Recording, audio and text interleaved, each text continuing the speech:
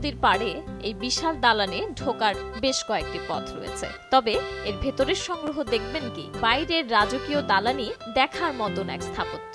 একসময়কার রাজার প্রাসাদ লুভ সময়ের নানা বাঁক পেরিয়ে এখন পৃথিবীর সবচেয়ে বিখ্যাত মিউজিয়াম। এর প্রাঙ্গণে এই বিখ্যাত ও বিতর্কিত গ্লাস পিরামিড লুভে প্রবেশের দুটি পথের একটি। গ্লাস পিরামিডের ভেতর দিয়ে প্রবেশ করবেন লুভের বিশাল দালানের নিচে। এখানে আছে তথ্য কেন্দ্র, পাবেন বিশ্বের নানা ভাষায় অনুদিত তথ্য।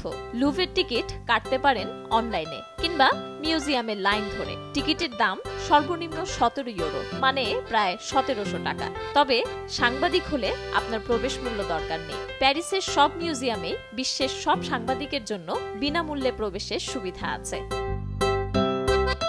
এখানে আছে প্রাচীনকাল থেকে শুরু করে 19 শতকের মধ্যভাগ সময় পর্যন্ত 3,80,000 নিদর্শন, 8টি কিউরেটোরিয়ালে বিভক্ত 35,000 পেইন্টিং, 6,50,000 বর্গফুটের গ্যালারি জুড়ে হাঁটতে হাঁটতে আপনার পা ব্যথা হবে ঠিকই, কিন্তু দেখা শেষ হবে না।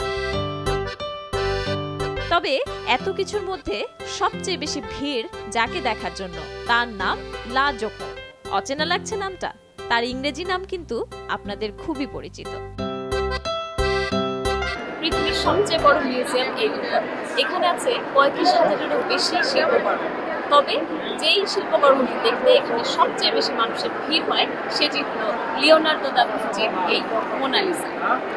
বলা হয়ে থাকে লিওনার্দো দা ভিঞ্চি 1503 সালে এই মোনালিসা আঁকতে শুরু করেন, আর 1517 সাল পর্যন্ত তিনি এই ছবিটি এঁকেছেন। মোনালিসা একদিকে যেমন পৃথিবীর সবচেয়ে মূল্যবান চিত্রকর্মটির একটি, সবচেয়ে আলোচিত, সবচেয়ে বিখ্যাত, সেই সঙ্গে পৃথিবী জুড়ে এই মোনালিসাকে নিয়ে হাস্যরসক কথা।